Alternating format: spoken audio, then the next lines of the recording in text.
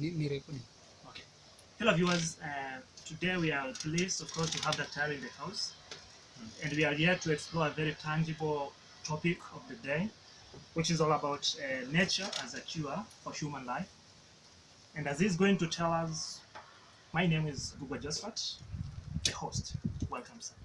Welcome for, I think this is the second presentation we're making. Sure.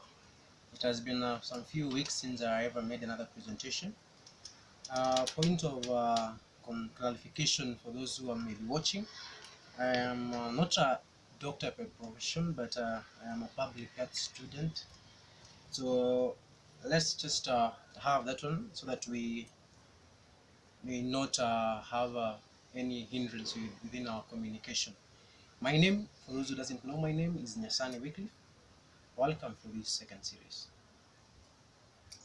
So, Daktare. Yes. I'm told nature has the ability and the potential to cure. So, may you please give us the basic principles of this nature that act to cure us? Well, thank you. One, before we go to the principles, I love medical missionary work, and the principle behind everything that God has given to us is for the restoration of the human health. And having an understanding that the greatest physician ever lived in this particular world being Jesus Christ, it will behoove me to read a verse, then we continue before we go so far. It's all right. Now, some people may think when Christ died on the cross, he died to pay for a penalty of sin only, and he doesn't care or is indifferent to our health. And that is not the case. So we have a verse in the Bible which speaks something I want us to consider as we go to the principles of health. Now the verse I want to read is that John, the book of that John, and it is chapter 1, it's the only chapter in that particular book, verse 2. Now, as I want to read this, let me record this particular statement. The one I'm reading from is the one who is called John the Beloved.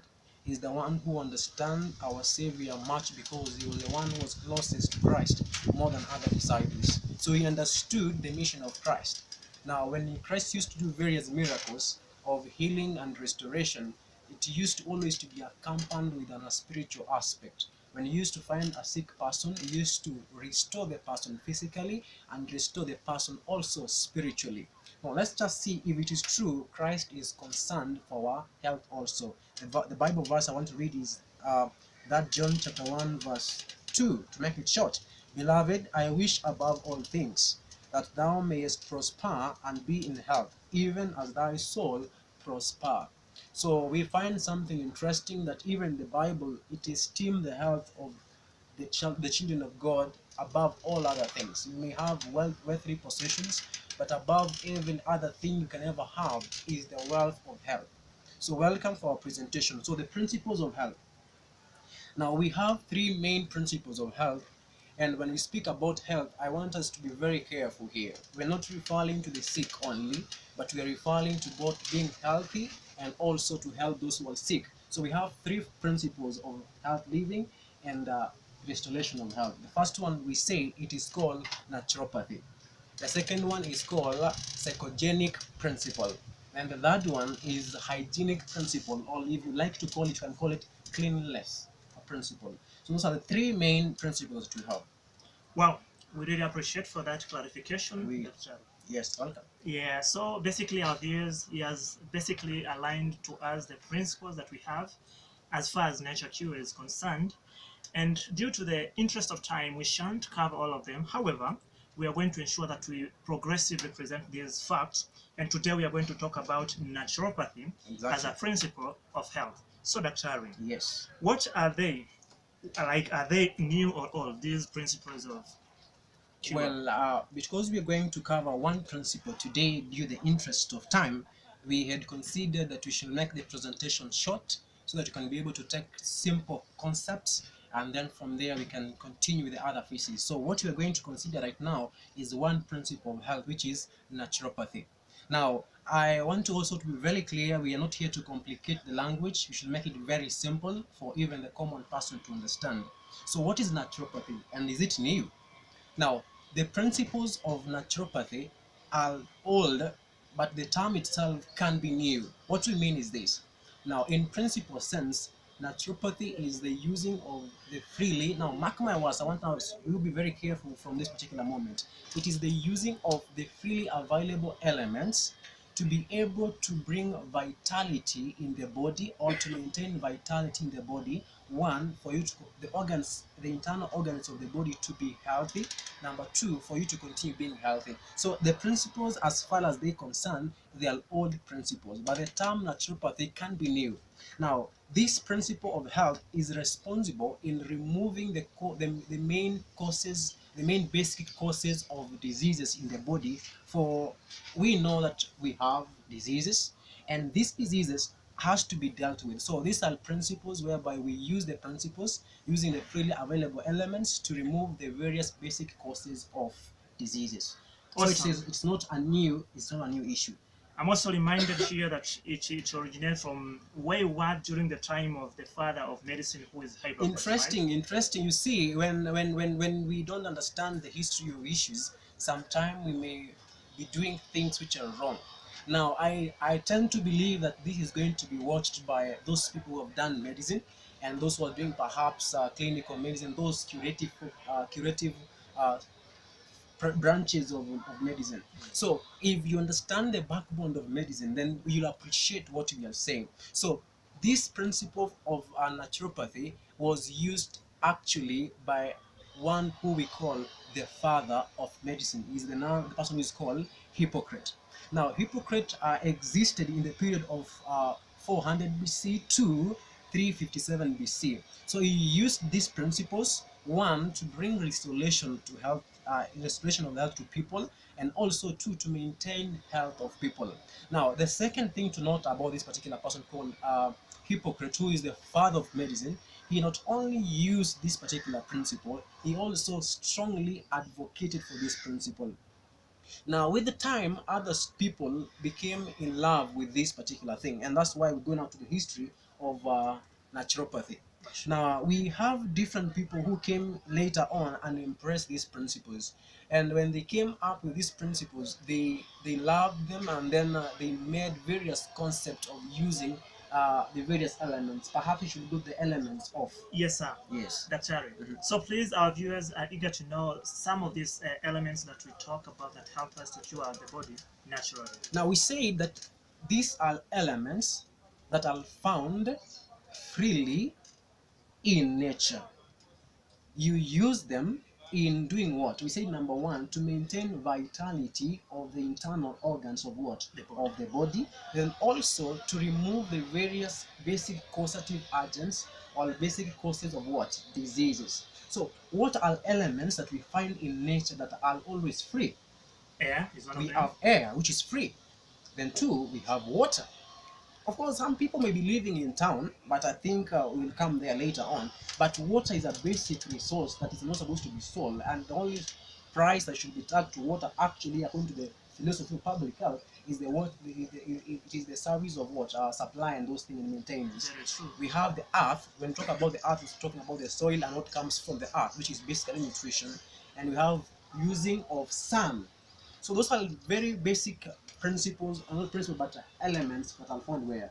In freely found in the environment. Now, viewers, now reason with me in a very basic, simple sense. Now, in the Bible tells me in the book of Psalms 103, verse 1, 2, and 3 of these particular statements, bless the Lord, O my soul, and do not forget his all benefits. Then verse 3, the psalmist gave us reasons why we should be praising Lord. He says, because he's the one who forgiveth all thy iniquities, and he's the one who healeth all thy diseases. So question is this. So if God heal all diseases, and God is not respect of men. Now if I become sick of cancer today, how much money am I supposed to have for me to fly to India? A lot of money. A lot of money. So if I am poor, am I going to benefit from the treatment? Not at all. I am going to die from cancer. Yeah. So question then, so does God have a system of curing and maintaining health that is freely available? Exactly. So those are the basic principles we have spoken about. Use of what? Water. Air, water, the other one that he has mentioned. We have sunlight, and we have also diet, which is nutrition, a very important key concept. Perhaps you give an example. Yes, please. Now, you see, people think, if today I can come up with some, I take some ginger, I take some garlic, I crush them, I blend them, and then I sieve them, they are white in color. I just write a very complicated name. And then I tell you this particular substance here, which is a drug, will kill you, will cure what? Will cure your, perhaps I say, obesity, cancer. Obesity, perhaps you say it is going to cure your, maybe even infection. And then I give it a very complicated name. And then I charge you 1,000. Many people will buy it. Why? It's because it has a what? A complicated name. So people have been complicated in mind, thinking that curative aspect is found in complicated stuff. So example of using basic elements to bring health is very simple. I can use water. So water can be used in a curative sense, in a sense that we call hydropathic treatments. Now, hydropathic is using water to bring restoration, and we have very different forms in which you can use water to bring restoration. I think we'll come later to that particular aspect. Very true, Daktare. Exactly. I know that we shall have various series of the same, and we are going to exhaust each and every point that we are talking about here. Now, Daktare, what is the history of modern neuropathy? Now, naturopathy, the way we said first, it was used, the principles themselves were used by the Hippocrates as father of medicine. But later on in 1872 to 1945, another doctor came in scene, the one that we is called Dr. Benedict Last. So he was the one who started using the curative aspect of water to bring restoration. Now, after attaining success in the field of using water to treat diseases, he went into a system of drugless system of healing, and other people became interested in what he was doing. So they became students to Dr. Benedict, and also became his followers. And after knowing the principles, they went themselves to experience and to practice, and they came up with various methods of what? Of treatment. Now the various concepts were brought together, and then they gave them a name which is called naturopathy. Wow. Exactly. Fellow viewers, I know that we are not complicating matters here.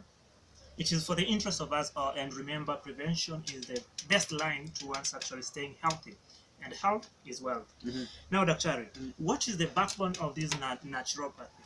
What is the backbone? That's a very interesting question. When we talk about what is the backbone of naturopathy, in short, we are saying what is the backbone of health. Yeah, sure. Backbone number one. Disease is simply the result of lowered vitality of body organs. Very true. Example, as I give the second explanation about the same. If I have been abusing alcohol, the organ that is responsible in detoxification is the liver. Very true. Is it true? Very true. So when I am going to continue overburdening the liver is going to be weakened. And the more you get weakened, the more it loses its vitality to do what? To fight against diseases and toxins. So it will start having some indications of some disease. You may having pale or yellow face, yellow skin, those stuff you may be experiencing, perhaps an infection comes jaundice, which is known as jaundice. Yeah, exactly, for the medic anyway. It can also have an effect. For example, you may contract a small bacteria, then it causes you to have an infection, perhaps to have hepatitis, those things, because your liver is weak. It can't do what? Detoxify. So disease is simply lowered vitality of the body organs. But importantly, the very basic thing about the backbone of naturopathy is that cure is within the body of the human being. The body has a mechanism by itself to bring restoration of health. That's a very important backbone. The third thing is this: when you have abused the internal organ of the body, always there will be results that will follow. That will lead us to perhaps the second thing. Yes. Sure. Now, the second thing that actually you've led us to, may you please differentiate between acute, acute, we have acute and chronic Okay. as signs of diseases in human beings. When you talk about acute and chronic, for a simple layman language, acute is a disease that you have contracted suddenly, something you have an abnormality. Very true. Actually, I have forgotten something. Disease actually is an abnormal body condition which Precise. has resulted from lowered vitality of internal organs. So acute is now those abnormal conditions which result from you abusing what? The internal principles of health. Okay, in a simple sense, if you break the laws of Kenya, what will happen? You're going to be tried in the court of law, And then if you found wanting, if found guilty, you have to face the consequences of the law. So the same thing, we have inscribed laws that govern our nature. In simple sense, you can't go up, then throw yourself out of that floor and expect you'll go up. You'll come down because you're going to obey the laws of what? The force of gravity. Yes, if you try to go against the law of gravity, you'll face the consequences. So the same thing, if you go against inscribed laws found in our health, you will face the consequences by having a disease. Yes. Thank you. Basically, he has said it all. Something maybe to reiterate what he has said is that the body basically is trying to fight against infirmities. That is when we see the signs and symptoms of acute. But now, when you prolong and use the toxins right inside your body, then you develop what is known as chronic. I had forgotten to explain Yes, that one. please. Let me just go ahead a bit. Yes, Now please. I explained about acute. Yes, Now let me add something about chronic. Now chronic, simply by the way, is accumulation. Today you overeat, you have stomach upset, you go for Indigestibility. then the evening again you overeat, you go for you see, you'll be having indigestion in your body, but because you still don't want to correct the wrong habit you have, you continue breaking the law of what? That law of health that is inscribed within you. So what will be the result? The result will be later on you will contract a chronic disease. For example, ulcers. Very true. You'll have peptic ulcers. That is it now. Now the second simple example I can use, for example, we use an habit of eating high fat and animal products, for example. You see, okay, not going into the aspect of nutrition anyway, but let me be very specific here. If I continue eating those high cholesterol foods and junk food, with the time I'm going to add weight. Is it true? Very true. I'm going to have some various perhaps fatigue abnormalities. But if I don't rectify the mistake, what will develop later on is simply clogged what? Vessels, narrowed arteries. exactly because of the deposit of fats. What is the consequence of that? You'll have hypertension. So that's simply the two terms, acute, chronic. Thank you, Daktare. We really appreciate it. And also about accumulation of waste. Now, disease also can be due to the result of accumulation of what? Waste product in the body. So if you have accumulating waste in your body, it will manifest itself as a disease. The system will break down. Perhaps it will have various symptoms, headaches, stomach, and fever, those issues. And not forget, these irregularities of the body include irregularity of blood, irregularity of the functioning of the lymph nodes, which are very important in fighting in the body, fighting against toxins. Alafu irregularity also of hormones. So ladies can be having problems with hormonal issues, not because that it is just because it is inherited, but it's because of their bad habits. They have irregular hormone cycles, they have hormone imbalance. I think we have done something. Thank you. We really appreciate Daktari for your coming.